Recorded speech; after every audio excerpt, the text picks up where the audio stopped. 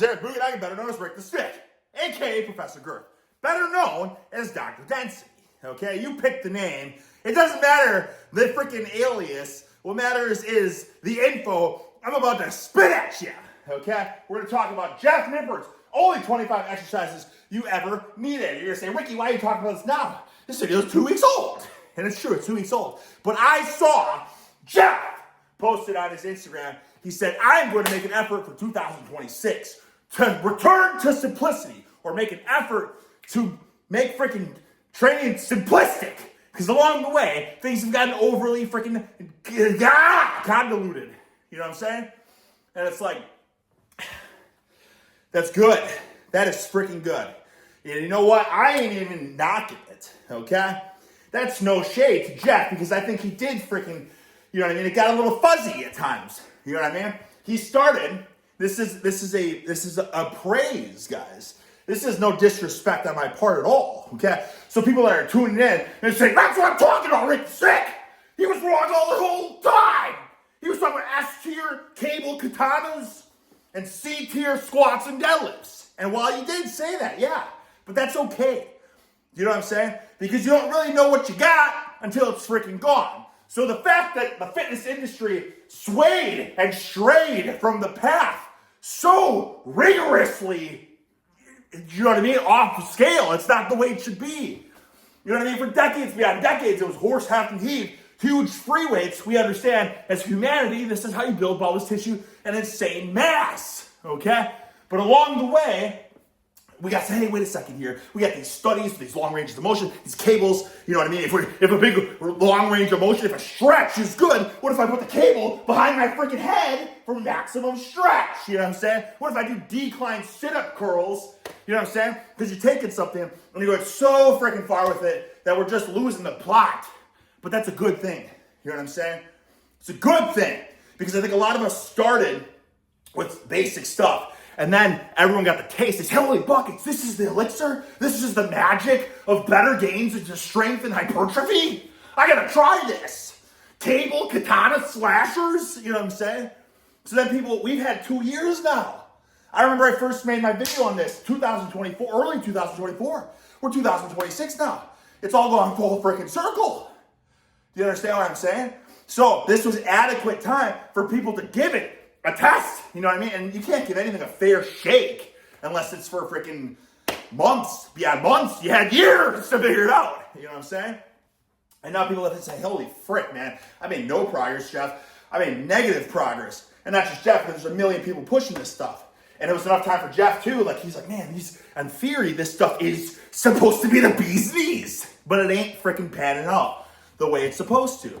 You know what I mean? So he's like, let's slash the volume. Let's return back to horse cockery with the barbells. You know what I mean? So now we get there. So I see this, and I'm like, well, frick.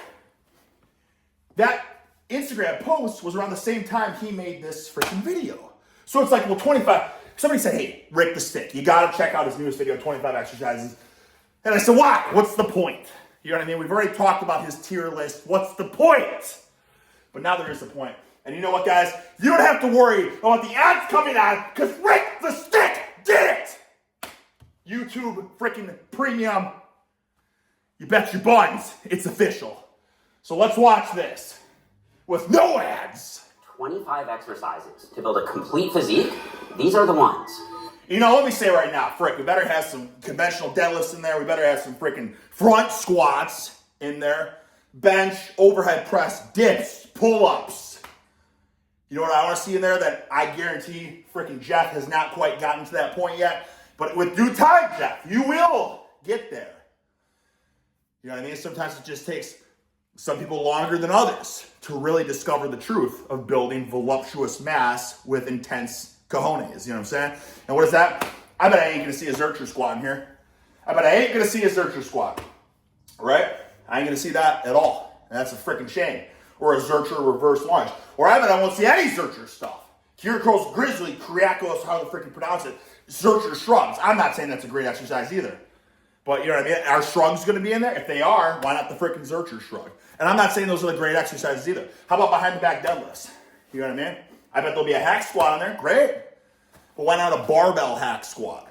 Which is different than a behind the back deadlift. But you know what I'm saying? There's still ways to freaking, what about a Reeves Romanian deadlift? Holy frick. You want to talk about upper back?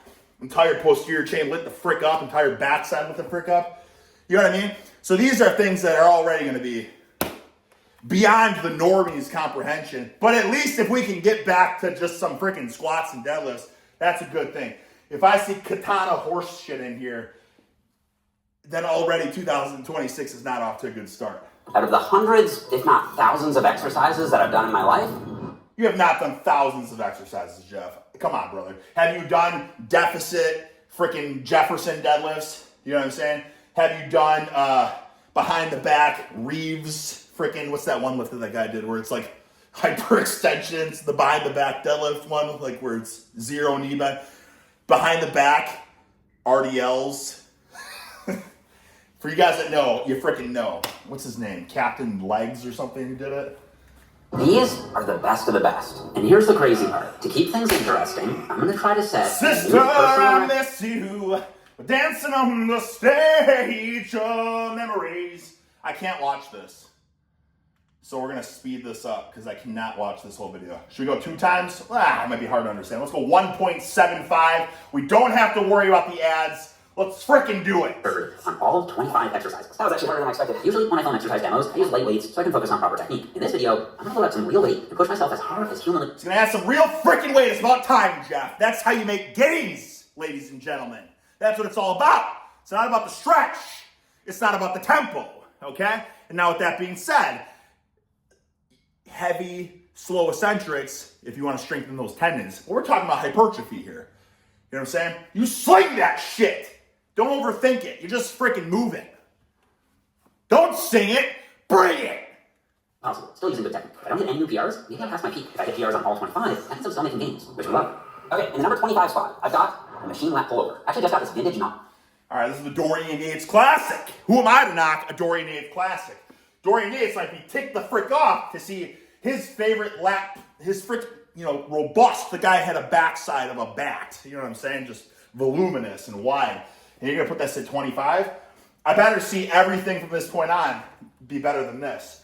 Now, personally for me, I'm not a huge fan of this. And I'll tell you why. But we don't have too much time to freaking dilly-dally with every single nitpicking every single exercise. But the pullover, the good reason, the reason that it's good for the lats for most people is a lot of people, they're pulling with like their arms for the most part. They're not freaking retracting those suckers. You know what's the best thing? You get a kind of this motion, or you do it with like a cable, and you're like, okay, so I can actually use my lats without using my freaking buys. You know what I mean? And you know what's the best thing to do? Why don't you go freaking Romanian deadlift? Lower that sucker to mid-shin while keeping, boom, those freaking shoulders, you know what I'm saying? Those elbows retracted, pulled the frick back, pulling that sucker tight to those shins. You're like, oh my God, I finally feel deadlifts in my back. You know what I mean? Same concept. You're not pulling, you're not rowing. You know what I'm saying? You're doing this motion. And if you really want to feel it in deadlifts, you put the freaking, here's the barbell, you hook a band to a freaking shaft, a pull or something. You know what I'm saying? Banded, so that when you're deadlifting, you have to pull the resistance of the band. You know what I'm saying? So if I was starting from the top, it'd be pulling like this if I wasn't using any muscle. I'm pulling that sucker in because a band is pulling it away from me. So I'm pulling that sucker in, and then I'm doing a Romanian deadlift. That is a way to freaking force you to turn those lats on. You're going to feel that for sure. Oh, this lap pullover machine from the 90s for the muscle lab. And I've been using it every week. I absolutely love it. I had to include it as an iconic... I'm falling in love with you. There we go. Bring up freaking Dorian Yates, okay? Jeff has turned the corner. All right, I'm going to give him a round of freaking applause. Oh, what is this? Oh, why is he comparing his, let's see what he has to say. But he's comparing his personal record to today. So I bet what he's trying to say is I gotten stronger along the way, and yes, I did this science-based training, and yeah, it got a bit confusing and yada, yada, yada, but I did get stronger. There's always an ulterior motive with everything. And that's not knocking him, that's society in general. You have to look at everything and say, what is the motive behind this? You know what I mean? That's a tidbit for you. Because at the end of the day, that's it. What is the motive behind this? What is he ultimately, if I'm thinking about this from a perspective, you're like, okay, so it's the 25 best exercises, but I know there's something deeper behind this. You know what I mean?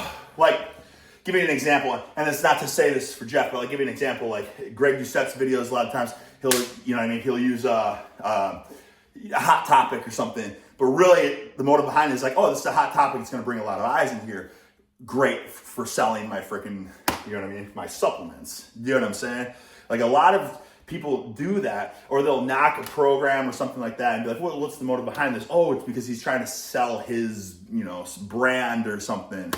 And I'm not saying that's what's happening here. And again, I am round of applauding Jeff ultimately for the changes. And listen, like I said, you don't know what you have until it's gone. And sometimes it takes a bad thing to make you realize a good thing. Do you understand what I'm saying here?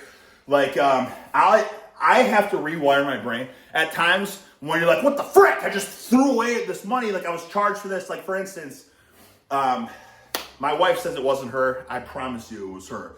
We got mailed a ticket from the freaking cameras of the lights, the police cameras, whatever. She ran a red light. She says it could have been her. It could have been me. I said, honey, it's freaking you. I know for a fact. I don't do that. I already got a ticket a year ago doing that. And I said, hey, Rick the stick, don't ever do that again. She says, it could have been you. I said, listen, honey, I don't make the same mistakes twice. You know what I'm saying? So she blamed it on me. I blamed it on her. I know I'm right. She's wrong, okay? But ultimately, it sucks. Like, I have to pay for this ticket now. And ultimately, whatever. It doesn't affect the license, doesn't affect the insurance. Because ultimately the police are like, hey, we got to collect some, we got to make some more freaking cashola this month. Let's check out the cameras. And I bet so many people are doing rolling stops. It's easy. You can make as much money as you want. You just go back and look at the camera. And I'm like, frick! You know what I'm saying? What a waste of money that is. But then I look at it and say, hey, Rick is sick. This isn't a bad thing. This is a motivator. I just paid a fine to motivate me to get off my behind and take action in one way or another. You know what I mean? I do that all the time. I'm like, frick. You know what I'm saying? I can't believe I had to pay for this or that. I'm like, it's stressing me the frick out. But I want to use this stress. And I don't have to internalize the stress. I can use it to freaking, go bananas on a lift or something. You know what I mean? Like a lot of times when I was younger, I had the best workouts of my life because I had to deal with these freaking clients and stuff. I loved most of them. Some of them I hated, and it's like it just stressed me the frick out. And then I could just use that internal fury and stress. And you know what I mean? If you redirect it, it's a great thing. So my point is, like, for these people that spend a lot of time on the science-based, like, overcomplicated things, it's freaking great, you guys. You experience both. Now you realize that the other side of the freaking field ain't as green. You know what I'm saying? Like, everyone's always like, man, the grass is greener on the other side. You know what I mean? That's what we all think. It's human nature. So what's the best thing to do? Go to the freaking other side. Is it greener? Absolutely not. You know what I mean? And then you get to come back to the other side and say, hey, this grass ain't that green, but it's freaking greener than that grass. You know what I mean? And then, it gives you gratitude. It gives you new perspective. And that's what life's all about. You know what I mean? You gotta show freaking gratitude for the things you have. Because if you're just miserable and you're just stressing about everything, that's a shitty existence. Right? Or show gratitude. And the stuff that does stress for you, you got to look at it and say, this, instead of saying, I'm pissed the frick off, you can say, hey, this was a huge waste of money, but I'm glad. Because basically I'm just paying to be stressed, which is good because I know I can redirect that stress into horsing the biggest weights of my life. Or I can redirect that stress into motivating me to take action that I wouldn't take if I didn't have this freaking new stress on my shoulders. You get what I'm saying? Like if you ever wanted to write a book, but you're like lazy and you're procrastinating. You're like, I don't have time. I don't want to do it. I'll do it tomorrow. But then you get some freaking ticket mailed to you and you're like, frick, man. And I get these fines I got to pay for. You know what I'm saying? And then you're like, well, frick it, I'm pissed. Like, well, I can't do anything. I have to control what is controllable and what can I control. Maybe I can start that first chapter of that book. You know what I mean? Would you have started the first chapter of that book if you weren't mailed the fine? Probably not. You know what I mean? So ultimately, you're paying that fine as a kick in your arse to start the thing you always wanted to start. You just need a little freaking shove. So you can take that. And you have to take bad situations and be like, you know what, this sucks. But this is actually the best thing that ever happened because it's giving me the kick in the arse to take action. You know what I mean? And a complacency is the beginning of freaking death. So if you can get any kick in your arse possible, that's a freaking win. While still overloading it. 24 exercises to go. Since most gyms don't have it, it's just squeaking in at the 25th spot. And that's PR number 1. Since this is still a new exercise for me, that was a pretty He did it! He did it! Dumbbell shrugs. These are making the top 25. Dumbbell shrugs, get the frick out of here. Dumbbell shrugs suck, first and foremost. Frick, Jeff, I'm trying to defend you, brother. I'm trying to put you on a pedestal here. Oh, I'm falling even more in love with you. Why? Why are dumbbell shrugs even on this freaking list? You know why I say this? Because every gym has a trap bar, or they should. If they're not, you're going to a shitty gym and you got to switch gyms. Because every gym I go to has a trap bar. Some trap bars suck, some are good. But regardless, they all have trap bars. And like you could do so much more weight with a trap bar, more freaking torque and tension. You know what I'm saying? Without the freaking dumbbells. Yeah, I mean, you can throw straps on, but I'm telling you, you ain't gonna horse have to heave as much weight with freaking dumbbells as you would with a trap bar, or as you freaking would with a barbell. You know what I mean? Whether you want to do the old school freaking Lee Haney behind the back or in front, like whatever. Behind the back, in front of the sack, however you want to freaking do it. Do it on a Smith machine. Anything's better than dumbbells. So if you're gonna throw another shrug in there, brother, then that makes sense. But to put shrugs in as the top 24, frick, man, that's terrible. Right? And then, like, he said he did thousands of exercises. Okay, and I'm not knocking it. You probably did. But we're thinking shrugs. Have you done the freaking Grizzly Zercher shrugs? Have you done the overhead shrugs? You guys know what I'm talking about? Have you? I mean, I know, because this is like a buzz exercise now, the Kelso shrug. I bet that's going to be like number 6. Upper traps have such a big impact on muscular. Look, yet they are often overlooked, and I really like the dumbbells here. These are so simple. You don't have to load up a barbell or a machine. Just grab a pair of dumbbells and start shrugging. 23. Let it go of all And I will keep there at the end, but I'm still going to count it because I control the negative well enough. Number 23, I'm going with standing calf raise. Wait. Did he beat the PR? Well, start shrugging. He did it!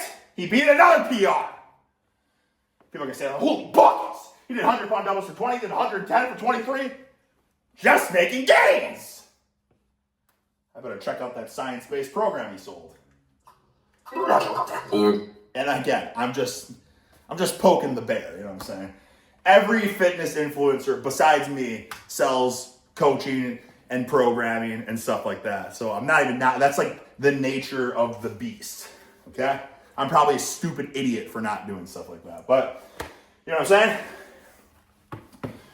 I'll probably come up with my Rick the Sticks modern encyclopedia of horse cockery and golden tidbits at some point, you know what I mean? But it's not, man, I just feel like programs, guys, and like, I know people aren't tuning in to hear about this with programs and all that, but like in my honest to God, belief, and that's why I don't sell programs and all that, is because I don't think a program doesn't mean freaking a rat's patooth. You know what I'm saying? I think you go to the gym every day, and as long as you're hungry and you push it, like, great. Now you can say, but that's not intelligent programming. Well, I mean, it's not that hard. You know what I'm saying? If upper, lower, especially like, and I agree, Jeff said he likes upper, lower, and then like arm day or something like that, and then a day off. I think it's something along those lines. And I like that. I do like that. And I've kind of recommended that for 2 years now, actually. I said upper, lower is the best. And when you need a day off, don't take a day off because day offs are for pencil necks. Instead, do just pencil neck pump day. Delts, buys, tries. How many times have I freaking said that? Because pump days aren't going to tax the seat. No axial loading. No axial fatigue. You know what I'm saying? Like, if you're getting overtrained from buys and tries and delts, you got to freaking go for a walk around the neighborhood because you're severely out of shape. You know what I'm saying? But yeah, I mean, upper, lower, I mean, frick, man. Pick one of the best upper exercises. What is that going to be? Freaking chest. You know, pair it up with a row or something like that. Next day, do a freaking front squat, pair it up with some leg curls. You know, next day, do freaking overhead press, pair it up with some pull-ups. Next day, do freaking Romanian deadlifts or something, pair it up with a hack squat. You get what I'm saying? Like, it's not rocket science. And I don't think you should be doing more than that. I don't. I make the best gains in my life. And I can say this because I go back and forth a million freaking times. I go to the gym, I do a million exercises. What happens? I tend to get tweaks and stuff. I'm doing too much because there's too much available. But when I work out at home, what do? I do 1 or 2 exercises. And what happens? I make the best gains in my life, right? So as hungry as I am and as driven as I am, like I want to do more. We're thinking more. No, I mean, like it's fun. We love horsing, hefting, and heating weights. We love getting voluptuous pumps. But the proof is in the freaking pudding. When I work out at home and I do 1, maybe 2, but usually 1 exercise, boom, hit that 1 sucker, call it a day. Come back the next day, fresh, strong, you know what I'm saying? No tweaks, just strength through the wazoo. When I go to the gym, I just freaking get after it. I don't ever want to leave because I love horsing, right? But that's when you start to get tweaks, and then maybe you're not recovering as much, and then you're going for PRs and they're freaking not there because you're doing too freaking much. And I'm not saying Mike Menser style of training. I'm saying train 7 freaking days a week, but minimal exercise selection, minimal freaking volume. The volume stuff, yeah, listen, you can train hard. Doesn't matter what you do, high volume, low volume. As long as you train hard, you're gonna make juicy gains. But for the most part, train intense with low volume. There you go. You're not going to overtrain. You're going to make great strength gains. If you train intense with high volume, you're going to get tweaked for sure. Or you can train like a pencil neck with high volume. You'll stay weak as a daffodil, right? And you're never going to make the gains you could if you just freaking ramped the weight up. I'm too freaking on here. Got a little cheeky at the end, but I'm still going to count it because I control the negative. You'll always see in shorts. People respect this and well developed calves. Research shows this. You know what? Good. Throw some calves in there. I feel like people do like, oh, calves are genetic. My calves can't grow.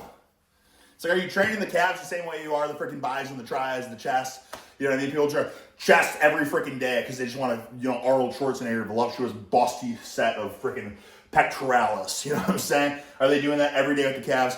Probably not. And even if they do, people are like, oh, I train calves every day. What are they doing? Like 1 set, 2 sets of calf raises? You know what I mean? If you were doing an hour of calves every single day, I'm pretty sure they would grow. And if they didn't grow, they would get dense and vascular as shit. Freaking rock hard granite calves. You're going to see something. The more you put into life, in anything, the more you get out of it. So don't think that, oh, my calves.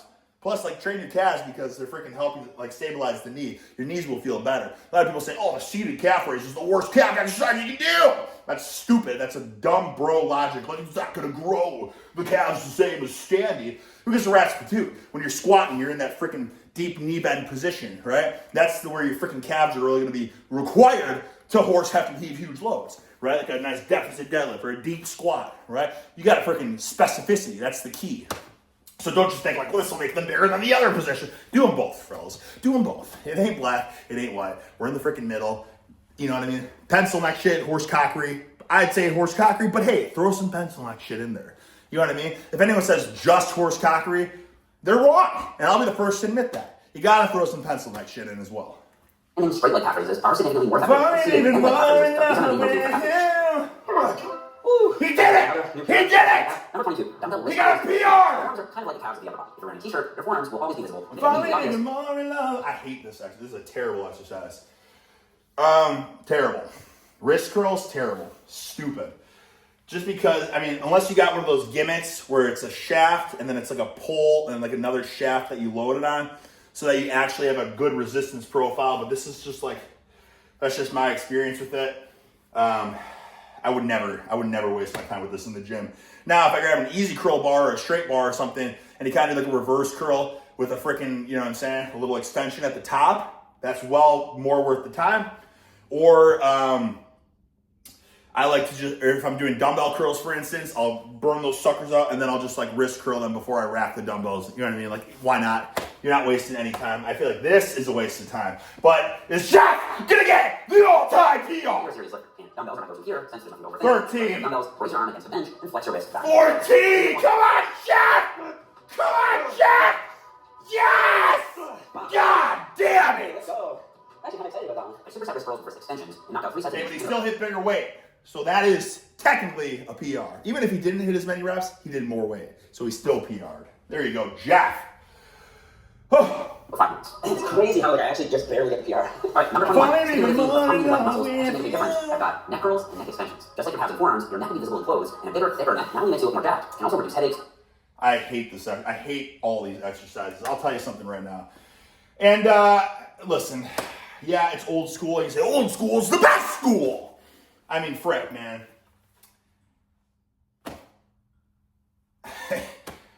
Listen, yes, you can train your neck and you can make some freaking gains. But I mean, honestly, if you just get a stronger deadlift, your neck's going to get thicker. You know what I mean? I wouldn't waste my time with this shit.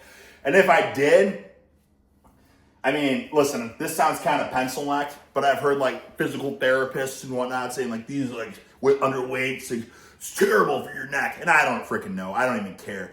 But what I do know is like the abs and the neck, they're kind of similar, the best way. And I'm just throwing some, you know, maybe I misunderstood this, but like the best way to train like these muscles is with a stability Yeah, like, you know what I'm saying? Like, instead of like flexion and all that, like the core, like how does the core work when you're, or like the abs and the obliques work when you're horsing, hefting, heaving? They're boom, they're stabilizing. Same thing with the neck. Like, do you want to be all strong, like in this position? Maybe. And a 4-way neck machine's pretty sick. It looks cool, loaded up with the plates. Yeah, I'll give you a horse neck. But you could also just like put a resistance band and just loop it. I mean, you should probably have like a winter hat, otherwise it'll rip all your hair out. But like have a nice strong band, loop it around your head and just walk out. So that's pulling your head, but you're just resisting it. So it's stabilizer. And then do it this side, stabilize. And then do it with like the front, stabilize. And then put it here, like you know what I mean? So it's 4-way. But, and then if you want more tension, you just take more of a step out. You want more tension, take a step out. If you're starting to really fatigue and you got your drop set, you just walk a little bit closer. That would be the superior neck training. I think this shit is, you're going to do this a little bit and be like, man, you know what I'm saying? Like, just get freaking strong with deads. And if you want to do the neck stuff, I think you just take a resistance band to the gym with you. But you can do this as well. I'm just saying, should this be exercise number 21? I mean, I don't know. I mean, I'm not like a freaking guru. You know what I'm saying? I'm just Rick the Stick. Prevent neck pain and help you take a punch back. If you're new to it, do plate weighted neck curls. Super excited with head harness and neck extensions. I will say this is pretty sick though. What I like doing is with that neck harness. We see how this neck harness has these loops. Like you can just hook bands to that. I think this just feels kind of shitty to me personally. And like, falling even more in love with you. This was cool. I played guitar when I had it hang. So you know what I was doing this though, I was just stabilizing. So you can find fun ways to train your neck, you know, and you're like, ugh. It's like, man, I want to headbang, but I gotta hold this sucker tight, you know. Will that be extra, or whatever, moving on. Twice a week for 10 to 15 reps, and your neck will grow. Heavy deadlifts and shrugs don't grow your neck. You need to train it directly, and since most people don't, it usually grows very fast once you actually start hitting it. Okay, I'm stuck there. There's no evidence that neck training. So there's a study that shows that the deadlifts and shrugs don't grow your neck. I mean, listen, I don't believe that. I don't know. I just personally, yes, if you train your neck, you'll probably make gains faster. All I know is like, I have a decently thick neck. I don't train my neck ever.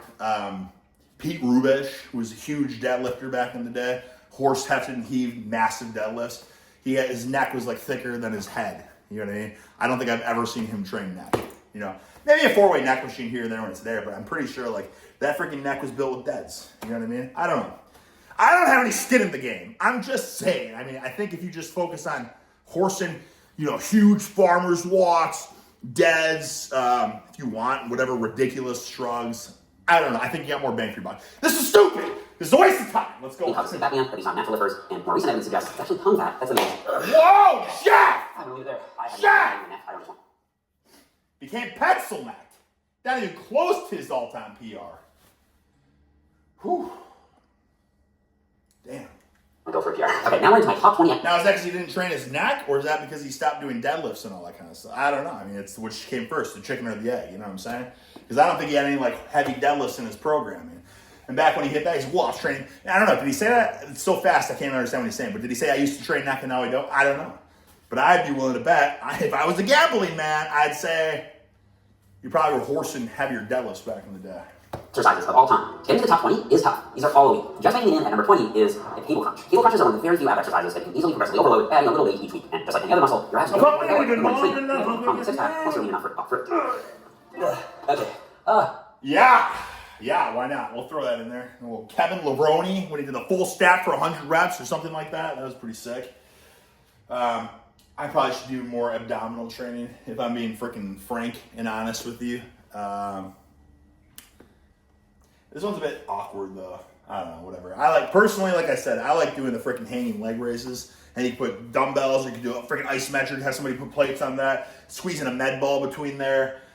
Something else I like is like just like a decline sit up, just holding like a weight, and you can kind of hold it like boom, you know what I mean? Lock it in, stabilize, isometric, right? Because what are we doing? We're training for being super strong in this position.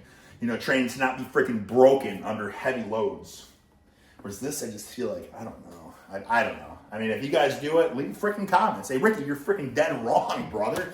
I do it, and I have block brick abs and can freaking, you know, deadlift a freaking house. You know what I mean? Like, that's, like, like, listen, are you just all show or do you have go too? Like, I feel like this might be a show and no go exercise, but I could be wrong. 25 reps. I think the most I've ever done. Okay, number 19, the machine pec deck. For pec isolation, this one's tough to beat. You're locked in against this seat, so you know that all the tension coming from this weight stack is going straight to you. I'm not gonna knock it, brother. I'm not gonna knock this one because yeah, you can get freaking, you know what I mean? Something I like doing with this as well. I've only been more in love with. I hate smashing my knuckles when I explosively do it. I think a lot of these machines just don't go heavy enough either. You know what I mean? If you have a respectable bench press, you're gonna max this sucker out so easily. And then you're doing 20 reps with the full stack. We want to horse bigger loads, you know? What I like to do is I like to grab the outside of it, push it together, and then do a push it max effort isometric. You know how you do a deadlift and you pull it against the pins, like trying to overcome that freaking, you know, that weight that cannot be overcame. Same idea with this. I feel like that when I started doing that, like I've never been more sore. It was like, break the sick.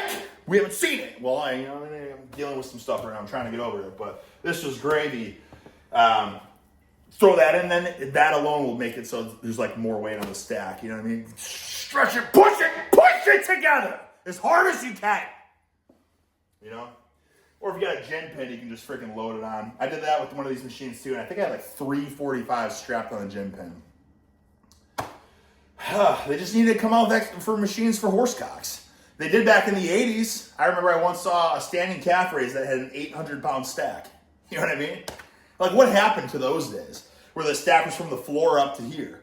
You know, I saw a bench machine from the 80s that had like, what was it? It was something insane, 700-pound stack or something. Now it's all pencil-like stuff. Now it's just maximum profit. So it's all about. It's all about free. I mean, we all got to make $1 in today's day and age. You know what I mean? You can't knock anyone for trying to make $1. But like, come on, these machine companies, stuff, cheap quality, just cheaping out and putting some weights on there so the freaks can't use the machines.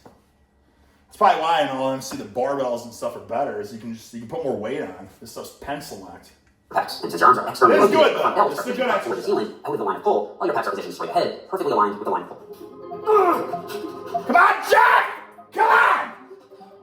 Yeah, no shot. Holy That's fuck! That's That's a 33% increase, Which right? is kind of insane, but I truly do think it's because I would normally go for that as my last set. So we get 3 reps. It's actually crazy. Number 18, reverse pec deck for the rear delts. I do these to the side, but I think a standard reverse pec deck is totally fine.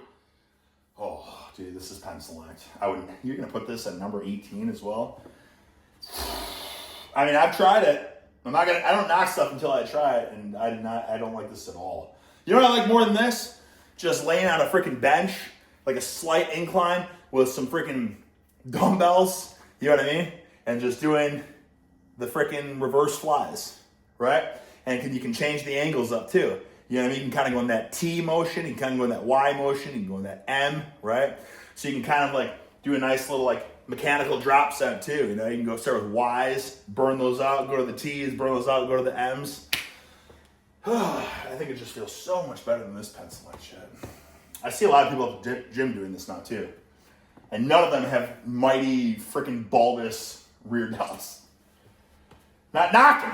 I'm just saying, is this really exercise number 18?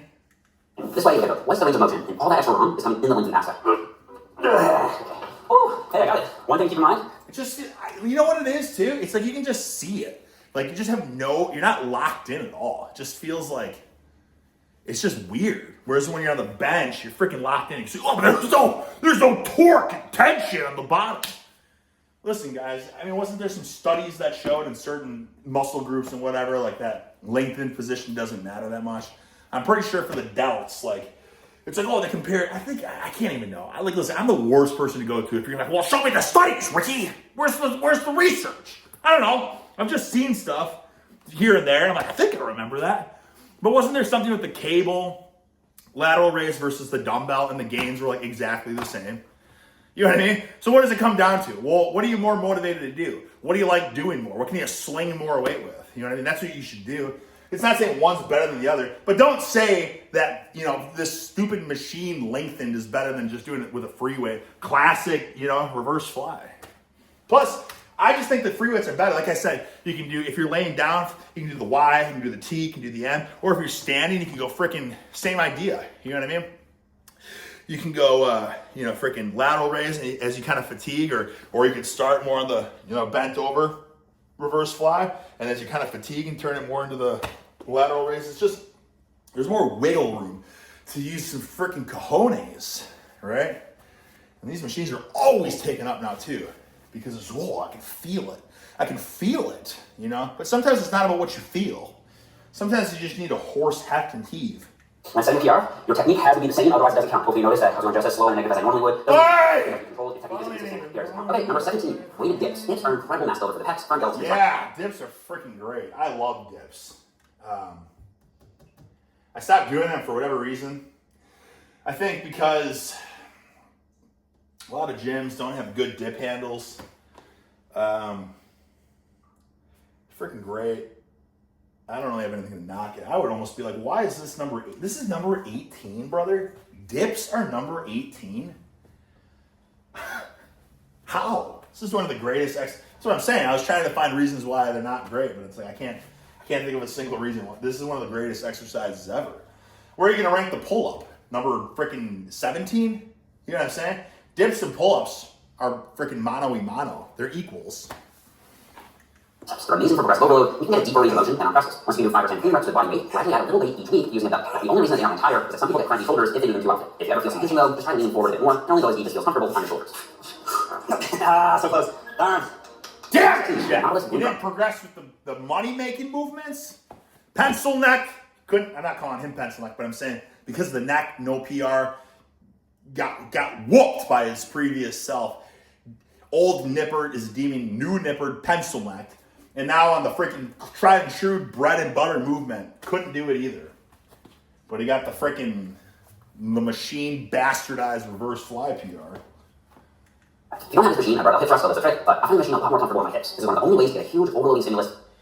I think hip thrust machines, I think, are just superior to the barbell. Yeah, that's the one thing where it's like, oh, the barbells are always better than me. For a hip thrust, I've tried them both, trust me. Unfortunately for these machines, you can't get enough weight on. That's the only reason that they suck. But frick, man, the barbell hip thrusts are like the most awkward, uncomfortable thing. Feels so stupid to get in position. If you got any bulbous mass, you know what I mean? You got to just like hyperextend your knees to try to get it up there. You got to have the perfect shoulder pad behind you.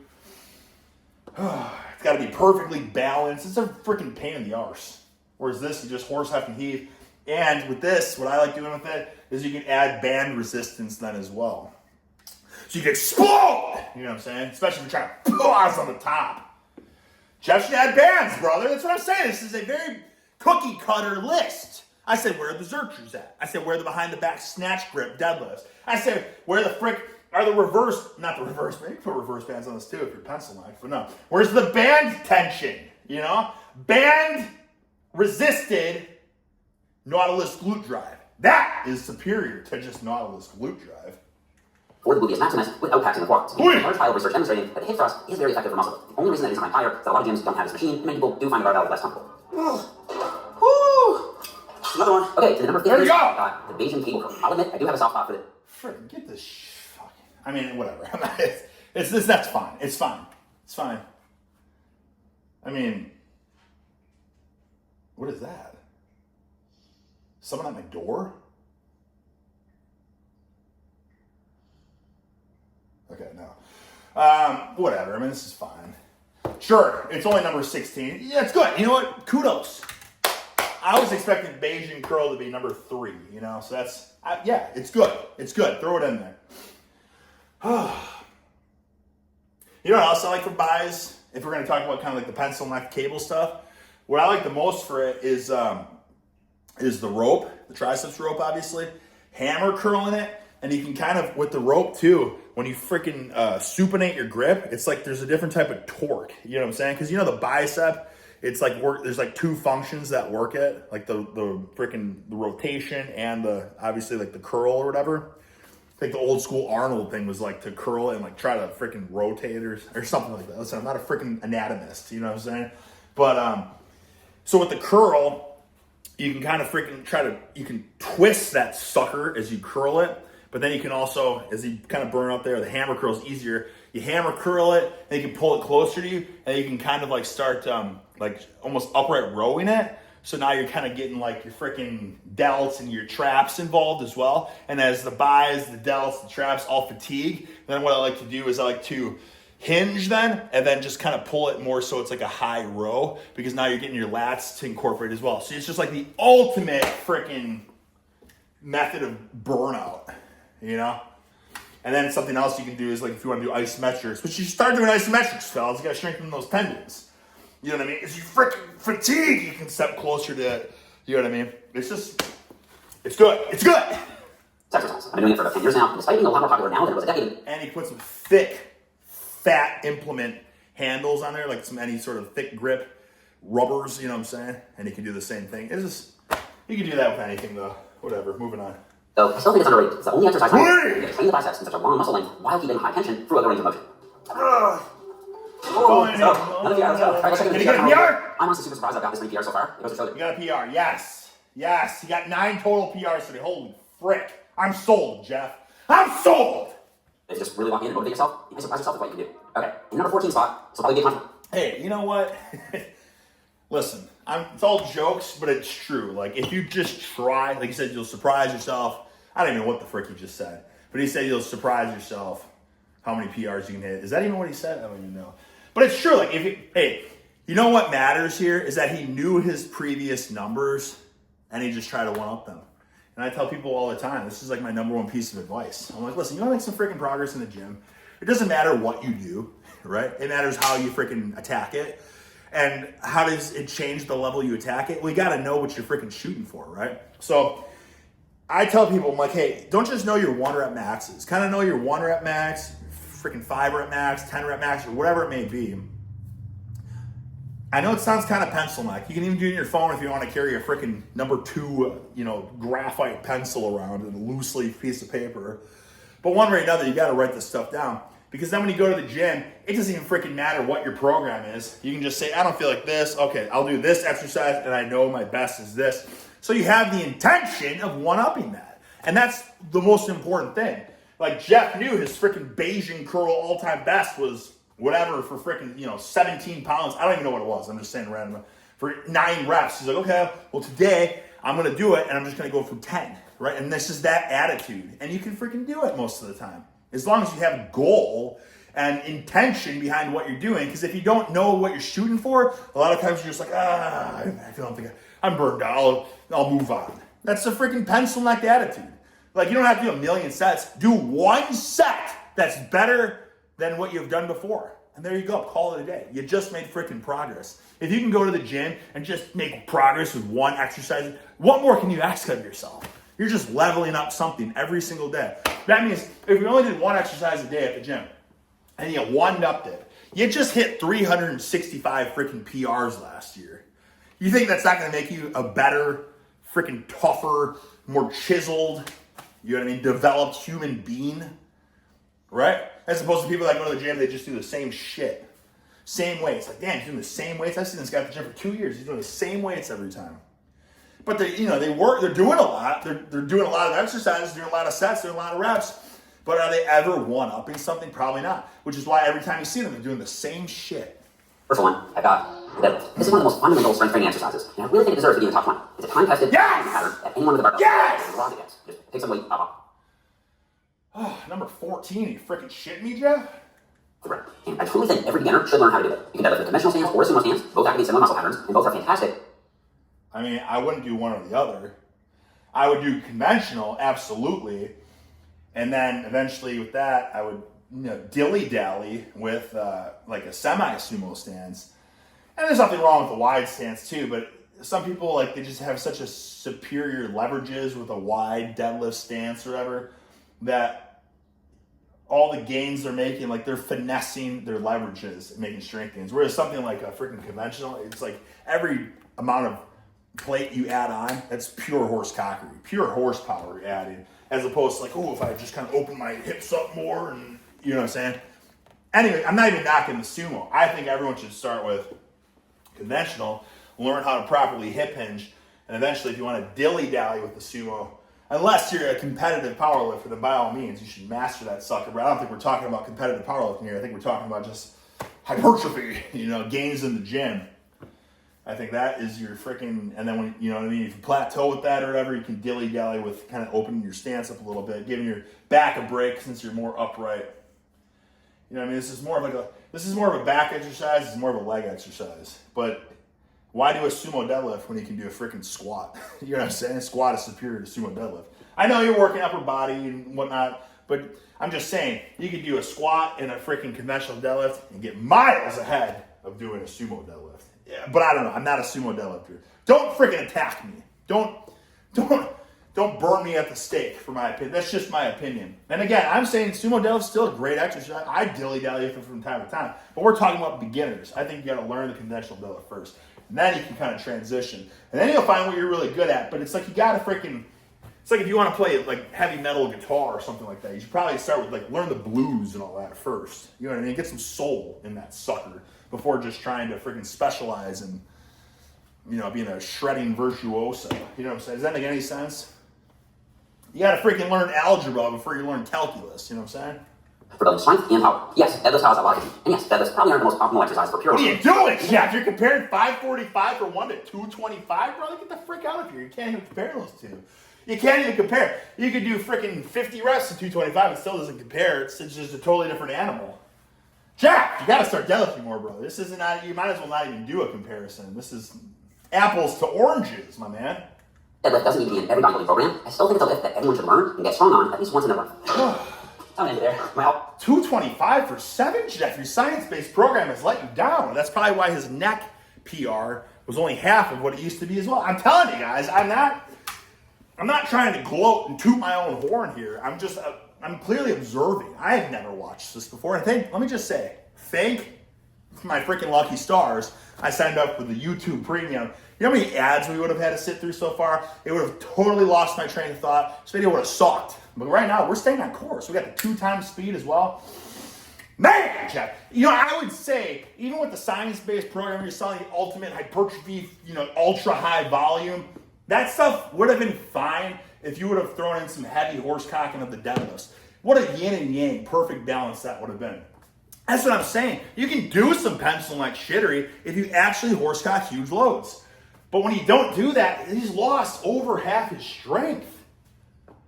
And you can't even say that that's like a skill. Like, oh, his CNS is inefficient with the movement. Bro, that's crazy. Multiply that by 2. 450. That's another plate on top of that. Another plate, add another plate. That takes people years to add another plate. You know what I'm saying? To go from freaking 585 to 675 is like a 5-year battle, grinding.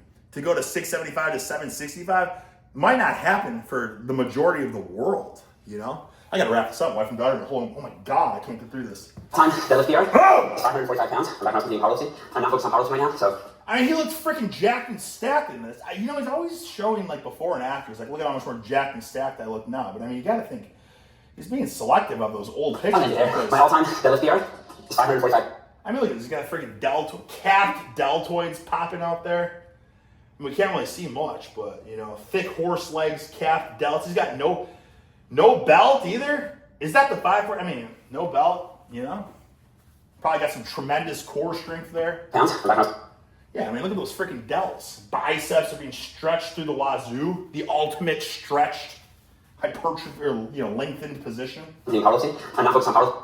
Jeff, if you're watching this, get back to freaking deadlifting, man. Do everything you're doing, but try to one-up that. I promise you, you're gonna be freaking a better physique. You have a great physique, but do everything you're doing. Don't change anything. Do the Bayesian curls, the katanas, and all that. Just do this even once every 2 weeks, and just try. That's all I'm saying. Once every 2 weeks. I would say more ideally, but you guys, it doesn't take a ton. Deadlift once every 2 weeks, and just one-up it every 2 weeks. You know, frick, man. You know what would happen? His neck would get thicker, his traps would be more robust, he would have more of like a freaking, you know, lumberjack, grizzly look, you know? His lats would be thick as frick, robust backside, striated hammies. Right now, so I'm not going to pretend like I'm going full throttle on that one. No PRs. At number 13, the OHP, also known as the overhead press, and similar to the deadlift. We're getting through this. We're number 13, overhead press, number 13. Even if it isn't the most optimal exercise for hypertrophy on paper, it's just such an important movement pattern that everyone should learn and get strong at. Who says it's not the most optimized on paper? Where's this coming from? You know what I'm saying? Like, why? Why? Where is it coming from that it's not? You can't tell me that, you know what I mean? Like, and where are these old numbers coming from too? Because like, I'll tell you right now, if you take someone that can overhead press 135, compare them to someone that's been hustling, grinding, can do 225. I mean, that's kind of a huge difference. Of course, but someone that does 185 versus 225, they're gonna have a freaking more impressive yoke for sure. You know what I mean? Versus people that are just doing this shit. And I think it's different. I'm not saying there's anything wrong with laterals and all the cable movements. There's nothing wrong with it. It's great stuff. But you can't neglect this. You can't. Like, this is gonna get you thick and Herculean. The other stuff's gonna be like the icing on the cake. You know, that's like been the logic for decades beyond decades. We're just really diluting the fitness industry right now. And that's what even from Jeff himself, he's saying, I want to return back to simplistic training. Get strong in a deadlift, get strong in overhead press, get strong in dips. Like, we've already gone through dips, we've already gone through freaking deadlifts, we've already gone through overhead press. Now we got 12 exercises ahead. Frick. At some point in their life, if you've never picked up a barbell and pressed it over your head, I don't think you're the best lifter that you can. In fact, if there's any one lift that I'm most impressed by as a coach and as a lifter myself, it's the OHP, because I know firsthand just how hard it is to progress on and how impressive it is when someone can nail it. Brother! He's lost gains, guys. I mean, frick, man. I mean, power to Jeff, honestly. The fact that he's showing that he's gotten weaker with things, that's an honest man right there. Because like at first, he's like, hit a PR, hit a PR, hit a PR. I was like, wow, Jeff, he's just like, he's multiplied everything. You know what I mean? His programming's superior. But now he's showing it. He's saying, hey, my neck's gotten thinner. My deadlift has gotten just absolutely pathetic to what it used to be. My overhead press is not what it freaking used to be. You know, power to it, man. So, like, what's the answer here, Jeff? You think you should throw this stuff back? I mean, I don't know. I'm just saying, it's cool to have that transparency for sure. No PR here. You know what, though, as well? Like, again, we're kind of...